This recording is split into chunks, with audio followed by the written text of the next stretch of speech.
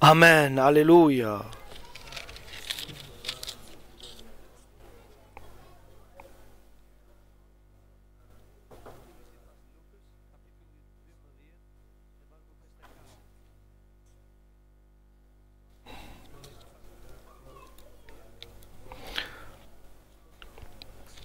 Nous allons lire du livre de Saint Luc, chapitre 12 et verset 54. Jésus disait aussi à la foule, « Quand vous voyez un nuage se lever à l'ouest, vous dites aussitôt, il va pleuvoir. Et c'est ce qui arrive.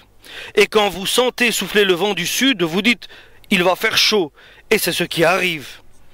Hypocrite que vous êtes capable de comprendre ce qui signifient les aspects de la terre et du ciel. Alors pourquoi ne comprenez-vous pas le sens du temps présent?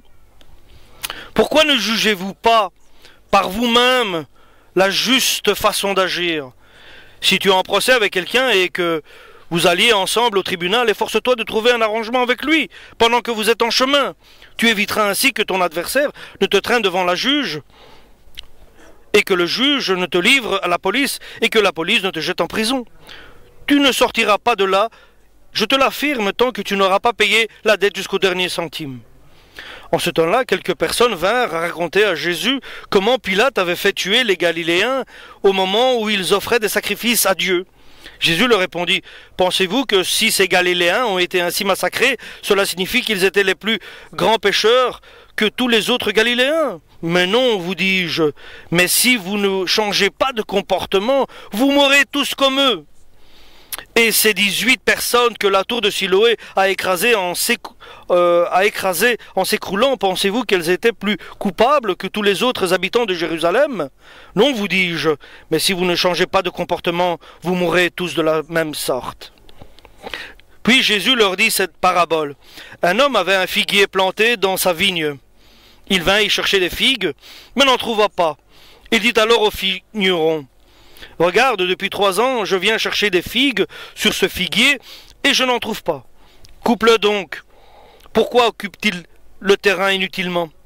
Mais le vigneron lui répondit, « Maître, laisse encore cette année. Je vais creuser la terre autour, j'y mettrai du fumier, ainsi il donnera peut-être des figues l'année prochaine. Sinon, tu le feras couper. » Un jour de sabbat, Jésus enseignait dans une synagogue. Une femme malade se trouvait là depuis 18 ans. Un esprit mauvais la tenait courbée et elle était totalement incapable de se redresser. Quand Jésus vit cette femme, il l'appela et lui dit, « Tu es délivrée de ta maladie. » Il posa les mains sur elle et aussitôt elle redressa, elle se mit à louer Dieu.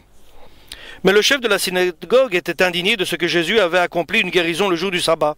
Il s'adressa alors à la foule en disant, « Il y a 6 jours pendant lesquels on doit travailler. Venez donc vous faire guérir ces jours-là, et non le jour du sabbat. » Le Seigneur leur répondit en ces mots, « Hypocrite que vous êtes, le jour du sabbat, chacun de vous détache de la crèche son bœuf ou son âne pour le mener boire, n'est-ce pas? Et cette femme descendante d'Abraham que Satan a tenue liée pendant 18 ans, ne fallait-il pas la détacher de ses liens le jour du sabbat? » Ces réponses de Jésus remplissent de honte tous ses adversaires, mais la foule entière se réjouissait de toutes les œuvres magnifiques qu'il accomplissait. Jésus dit, « À quoi le royaume de Dieu ressemble-t-il? À quoi puis-je le comparer? Il ressemble à une graine de moutarde qu'un homme a prise et mise en terre dans son jardin. Elle a poussé et elle est devenue un arbre, et les oiseaux ont fait leur nid dans ses branches. » Amen pour la parole du Seigneur. Jésus, il est envoyé de son Père, et il annonce la bonne nouvelle. Il est le prédicateur de la bonne nouvelle. Et il révélait la vérité. Il révélait les projets de Dieu, l'œuvre de Dieu. Il révélait le présent, le passé et l'avenir de chacun et sa relation avec Dieu. Lorsque quelqu'un lui a demandé s'il y a beaucoup qui seront sauvés, et c'est une question très importante, il ne lui a pas demandé ainsi, sans qu'il ait une arrière-pensée. Certainement, il avait des amis, de la famille qu'il aimait, et il voyait leur situation, et souvent la question nous vient aussi à nous. Seulement nous serons sauvés? Seulement nous serons élus? Nos familles, nos amis proches? Et il est écrit dans la Bible que et la foi, toi et ta famille sera sauvée aussi.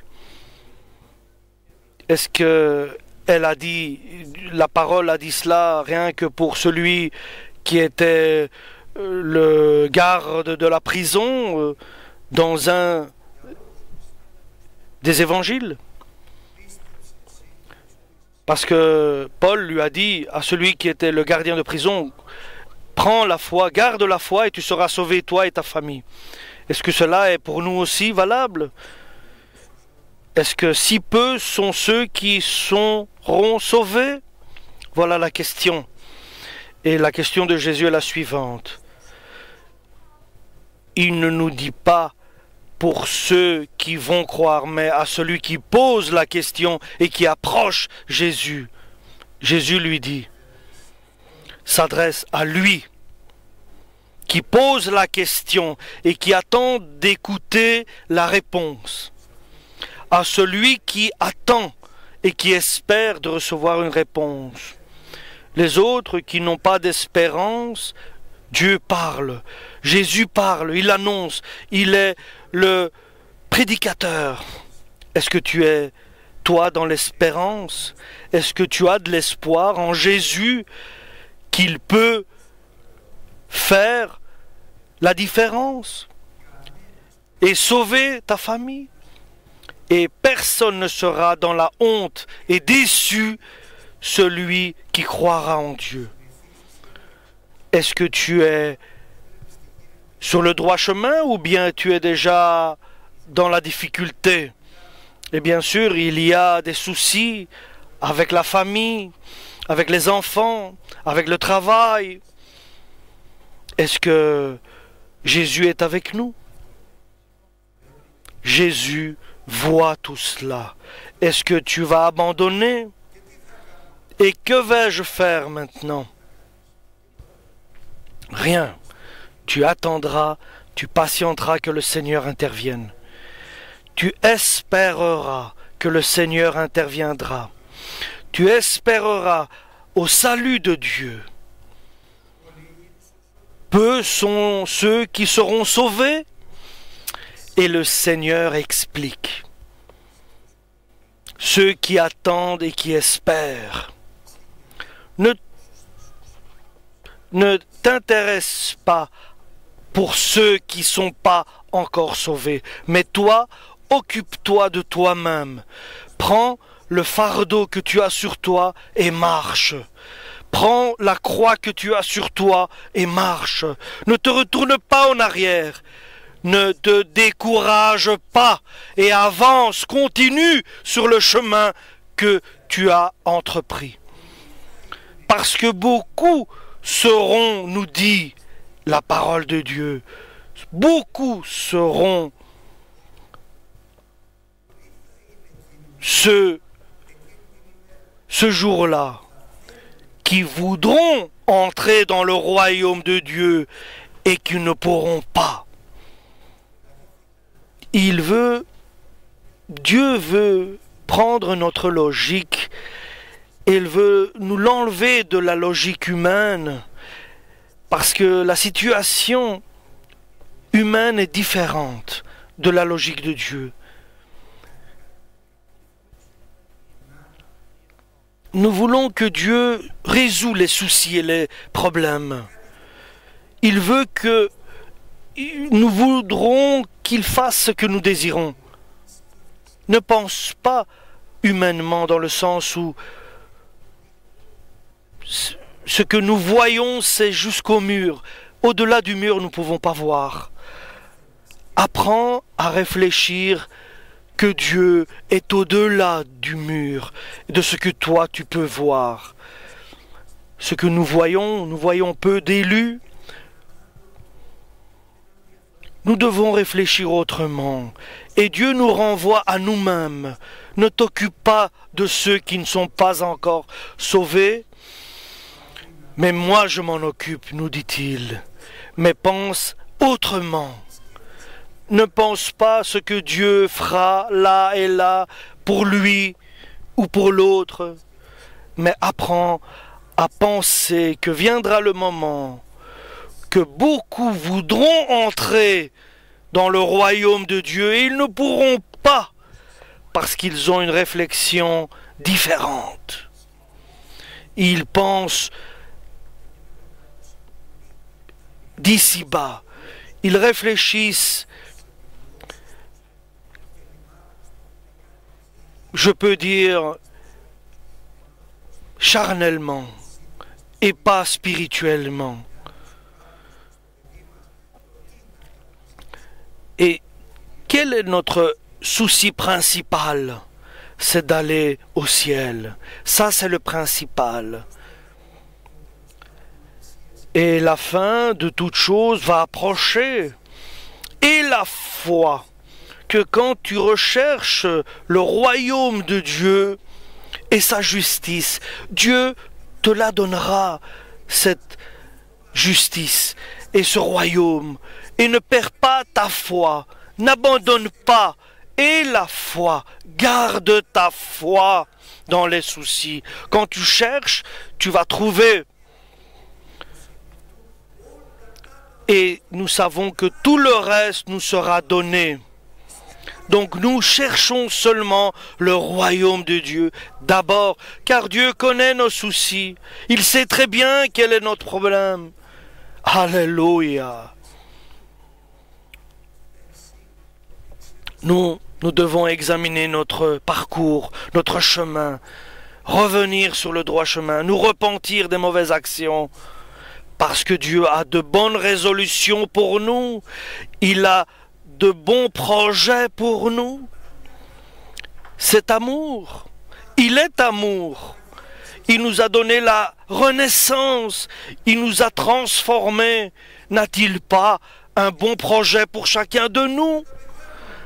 J'ai un souci pour mes enfants. Laisse-les entre les mains de Dieu. Fais-toi sa volonté et Dieu s'occupera de tes enfants, mais de tous les soucis, tous les problèmes que nous avons dans ce monde. Dépose aux pieds de Jésus tes soucis. Aie confiance en Jésus, il t'aime, il t'abandonnera jamais. Dis-lui, parle-lui quand tu es dans ta chambre. Ne perds pas cette communion avec Dieu et de communiquer avec lui et de lui dire tes soucis, tes problèmes. Avec espérance, Dieu réagira. Il t'abandonnera jamais si tu es sincère et tu attends de lui la solution. Et tout ce que toi tu entreprendras seul sera une perdition.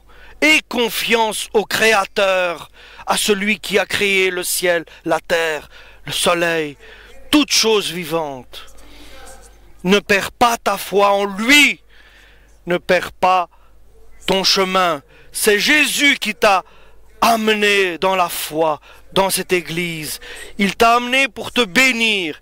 Il sait que la vie est dure et difficile. Ne crois-tu pas que son fils a traversé ce monde facilement? Il connaît, il sait. Jésus a été torturé, a été mis entre les mains de ces tortionnaires. Il a été tenté. Et la foi vient par l'ouïe, par ce qu'on entend. Crois en Dieu, ne n'abandonne pas, ne te décourage pas et ne crains pas, tu n'es pas seul. Dieu a son regard tourné vers toi, vers nous, et il nous voit, il est tout puissant, il peut tout changer, il est le roi, il est le tout puissant. N'abandonne pas le chemin, continue. Mais sois prudent. car ce jour-là, ceux qui seront là, le jour de l'appel de Dieu, et seront là. Et nous savons que lorsque nous portons un fardeau sur nous, Dieu nous aide. Nous ne sommes pas seuls à le porter, Dieu nous aide à le porter.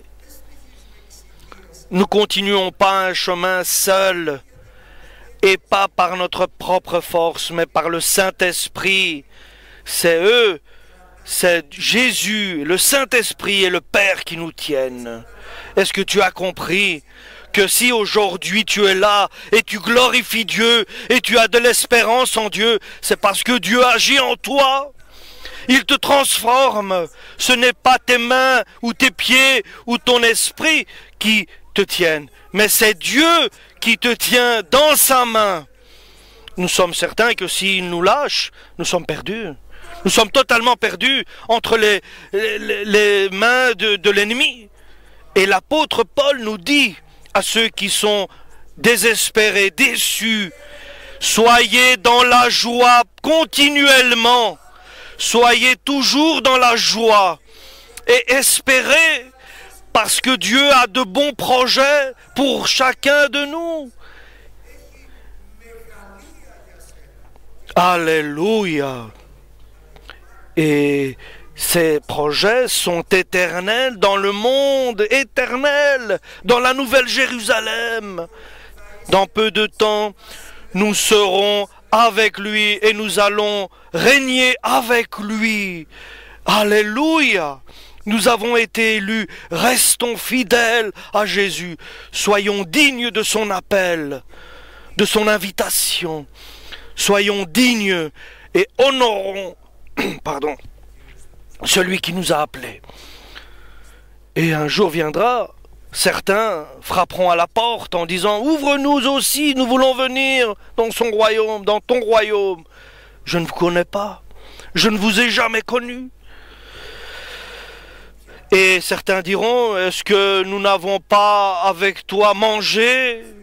Est-ce que tu nous avais pas enseigné? » Mais vous n'êtes pas restés.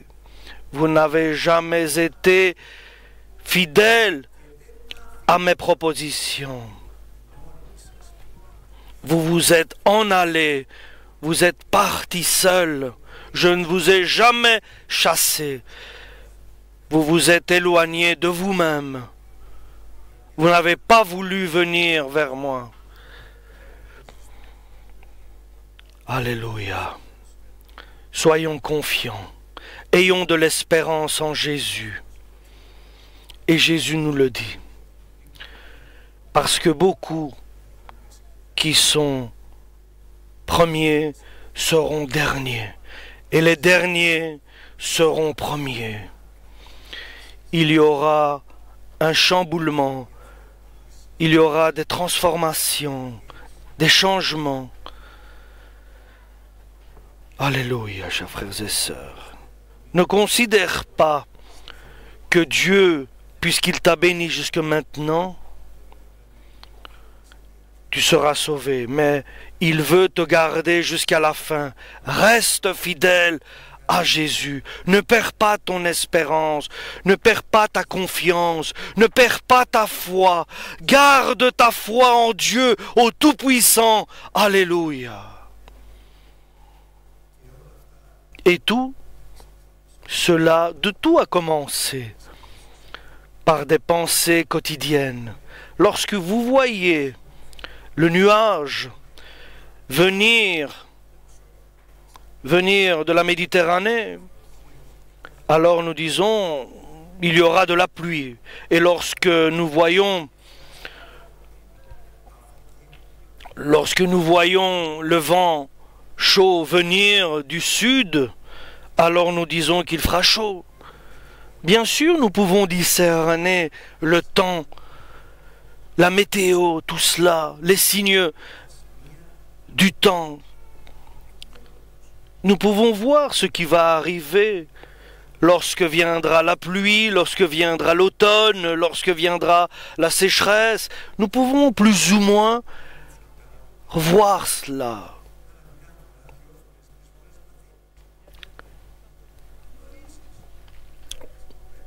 Comme par exemple les marins, ils savent, en regardant le ciel, le vent, quel temps fera-t-il? Ils peuvent prévoir par les signes du temps, par les signes qui sont sensibles au moment de notre décision de distinction.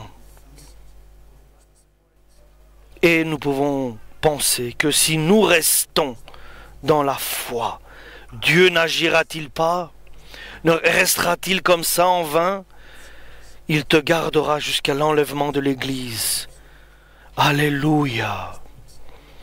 En voyant tout cela qui nous entoure, tous ces événements, nous devons être prêts.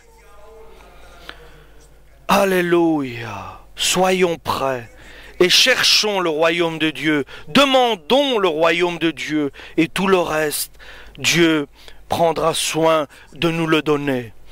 Et de nous-mêmes, lorsque nous voyons tout cela, est-ce que nous ne sommes pas conscients que Dieu arrive pour prendre son Église? Dieu nous a donné la renaissance, il nous a baptisés de son Saint-Esprit, et maintenant il nous maintient dans la foi, et il nous renforce, il nous encourage. Et certains disent, j'en peux plus, jusque-là, parce qu'ils voient par exemple un nuage, ils voient un orage arriver, ils voient les soucis, les problèmes de ce monde, mais nous savons que le soleil ne s'est pas éteint. Il est là chaque matin, il nous éclaire. Jésus est vivant. Il continue à s'occuper de nous. Et il a de bonnes intentions pour chacun de nous. Mais, attention, sois prudent. Soyons prudents. Et quand tu vas avec celui qui a avec un problème avec toi, et nous sommes en procès avec quelqu'un pour une affaire, et celui-là, il vient contre toi, et il te traîne au tribunal, avant d'y aller, efforce-toi de trouver un arrangement avec lui, pour être en paix avec Dieu et avec les hommes, autant que tu le peux. Oui, il y aura quelque chose contre toi que le diable va soulever, ou quelque chose que tu auras mal fait. Mais nous savons que le diable est perdant. Il a perdu, il a été vaincu sur la croix de Golgotha par Jésus-Christ. Nous voyons le diable se soulève contre les enfants de Dieu, mais il n'a pas de force contre nous, car celui qui demeure en nous est plus fort, il est plus puissant que le diable. Il est le Seigneur des Seigneurs, alléluia. Il est notre protecteur, il est notre Père. Il est notre Père, alléluia. N'oublions jamais cela, Dieu est notre Père. Et nous l'appelons Père, alléluia. Et nous avons quelqu'un qui est indifférent avec nous. Et il nous traîne dans un procès, devant un tribunal. Ne perdons pas, ne tombons pas dans le piège de ces événements-là. Notre faiblesse est le problème. Et ce souci-là, notre faiblesse nous entraîne dans des chemins et dans des méandres difficiles à s'en sortir. Et nous pensons humainement. Et vous savez ce que s'est passé avec lui, qu'est-ce qu'il m'a fait, et ceci et cela, j'ai ces soucis. Nous devons tout laisser entre les mains de Dieu et réfléchir et penser que le Tout-Puissant nous tient dans sa main. Nous sommes dans sa paume, alléluia. Il nous a dans ses bras. Et ne rentrons pas dans des engrenages difficiles à nous en sortir, car celui qui est contre nous pourra nous référer au tribunal et nous allons être enfin condamnés. Et pourtant, nous sommes innocents, nous devons nous arranger. Nous devons faire attention. Nous devons trouver la solution qui va nous donner la paix et la liberté. Soyons intelligents. Et nous savons que Ève a été détournée du droit chemin par le diable, par sa faiblesse. Et nous savons que maintenant Jésus est arrivé, le second Adam, et il a brisé le diable. Il a vaincu le diable. Et nous devons avoir de l'amour et de la bonté pour tous. Et d'éloigner la méchanceté. Et nous devons aimer notre prochain. Alléluia. Car l'amour de Dieu demeure en nous. Et l'amertume, nous devons la chasser. Elle ne doit pas rester en nous, car elle est du diable, l'amertume. La vengeance, elle est du diable. L'amour est de Dieu. Le pardon est de Dieu. La bienveillance est de Dieu. Nous devons pardonner et aimer pour rester libres et ne pas avoir d'amertume. Alléluia. Et ne laissons pas le diable nous enchaîner dans des mauvaises pensées de rancune, parce que sinon nous serons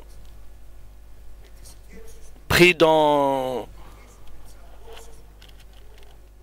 un engrenage et nous ne pourrons pas nous en sortir. Certains, par exemple, que j'entendais, disaient sur d'autres, mais je dis arrêtez de parler, arrêtez de juger. Il est bon d'espérer et d'être dans la paix et dans le silence.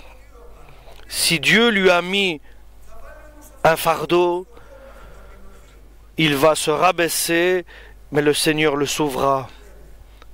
En disant, nous faisons rien. En parlant, nous faisons rien. C'est à nous mettre à genoux dans notre chambre et à prier le Seigneur et à espérer au Seigneur. Alléluia. Notre espérance est le Seigneur. Celui qui est contre nous, il va lui donner aussi le salut. Il va le bénir aussi. Il a aussi besoin du salut.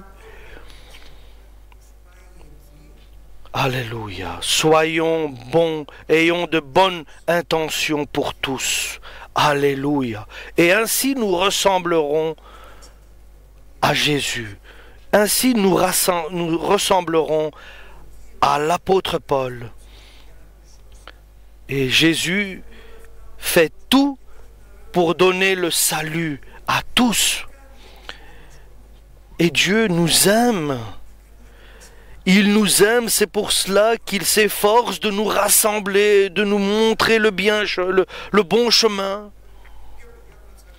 J'ai par exemple vu deux personnes qui se disputent. L'un critique l'autre,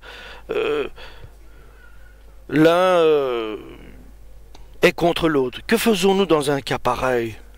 Dieu aime toutes les deux personnes, et l'un et l'autre. Nous ne devons pas prendre parti.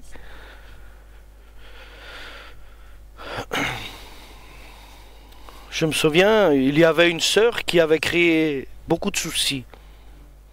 J'ai vu après dans un rêve, elle était boiteuse, je l'ai vue dans une vision, et Jésus me dit, veux-tu que je la prenne comme elle est, boiteuse? Elle ne pourra pas entrer en boitant, elle a un souci, il faut la redresser. Nous devons aimer ceux qui ont des problèmes, avec un cœur pur et propre et docile. Pourquoi je dois aimer mon ennemi? Parce que Dieu peut le transformer, le sauver. Je dois aimer celui que je considère mon ennemi. Parce que Dieu, pour lui, a envoyé son fils Jésus. Il est mort sur la croix pour lui aussi. pas que pour moi, il n'est pas venu que pour moi ou pour toi, mais pour tous, pour tout le monde entier, pour tout être humain. Et Dieu nous aime tous, c'est nous qui nous éloignons de lui. Et nous devons aimer notre prochain. Aimez-vous les uns les autres comme je vous ai aimé. Alléluia! C'est le commandement de Dieu, de notre Créateur. Nous le remercions. Nous comprenons lorsque nous voyons les nuages arriver, un orage se prépare. Est-ce que nous ne comprenons pas que Dieu nous aime et il nous a pardonné de nos péchés et il nous a libérés de ce que nous avions comme fardeau en nous, de lourdeur, de péché? Libérons-nous, libérons notre cœur des rancunes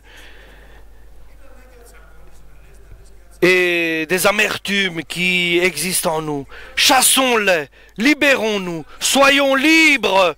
Alléluia! Coupons, Seigneur, les liens qui nous retiennent avec l'amertume et la rancune et la vengeance, et restons dans l'amour de Dieu, dans la paix, dans la bienveillance et dans la bonté.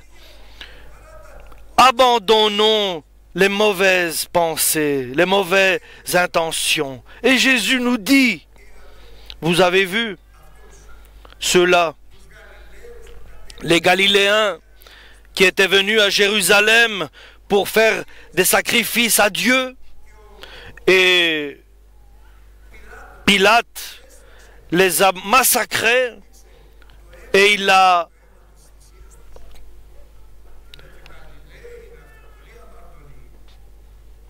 les a massacrés avec leurs sacrifices. Et cela est arrivé. Et ne croyez pas qu'ils étaient les plus pécheurs de tous. Mais si vous ne changez pas de vie, vous allez mourir ainsi. Et nous sommes des pécheurs. Et si nous ne revenons pas vers notre Seigneur, et si nous ne nous repentons pas, c'est ainsi que nous serons massacrés. Lorsqu'il nous voit dans les filets de l'ennemi, dans les filets du diable. Mets la simplicité de l'amour de Dieu en toi. Pardonne-moi, et pardonne-moi, Seigneur, comme tu as pardonné ceux qui te le demandent. Jésus est mort pour moi, pour lui, pour nous tous. Cela compte. Nous partons dans la nouvelle Jérusalem. Soyons conscients, le temps est proche. Les signes le prouvent. Nous approchons. Et les 18 qui étaient venus se prosterner à Jérusalem et dont la tour est tombée sur eux et ils sont morts. Ne dis pas qu'il s'est bien arrivé pour eux. Pour personne, nous devons être contents de ce qui lui arrive de mal. Dieu les aime. Nous ne devons pas dire c'est bien fait pour eux. Non. C'est dommage ce qui leur est arrivé, nous devons penser. Parce que Dieu les aime tous, nous devons être bons. Alléluia. Et le résultat se révèle. Je vais vous dire une parabole. Il y avait une personne qui a planté un figuier dans son champ. Et l'arbre n'a pas de figues en son temps. Pourquoi? Ah, je ne suis pas d'accord. Toujours en train de se lamenter, toujours en train de critiquer. Pas de figues sur le figuier, la deuxième année. Et celui qui est le maître du champ dit au jardinier, coupe cet arbre parce que ça fait 2 ans que je viens chercher des figues et ce figuier ne porte pas de figues. Et le jardinier dit laisse-le encore cette année, je mettrai de l'engrais autour, je m'occuperai, je vais m'occuper de cet arbre, je vais le tailler. Et si l'année prochaine il ne donne pas de figues, eh ben alors là on le coupera. Mais laisse-le encore 1 an. Nous avons cette occasion. Ne regardons pas, ne remettons pas à demain ce que nous pouvons faire aujourd'hui. Dieu va nous tailler, va mettre de l'engrais pour que nous puissions évoluer. Et si nous n'avons pas le fruit du Saint-Esprit, nous allons être déracinés. Et notre fruit, c'est notre christianisme, c'est nos œuvres, c'est notre bienveillance, c'est avoir de bons comportements, c'est avoir de bonnes intentions, c'est aimer son prochain, pardonner son prochain. Et rappelons-nous de nos erreurs, de nos fautes, et relevons notre cœur vers Dieu et nos mains. Et nous avons péché, nous devons lui dire, nous sommes des pécheurs, nous avons fait ce qui est pas bien aux yeux de Dieu. Nous nous sommes éloignés, pardonne-nous Père, au nom de Jésus. Alléluia.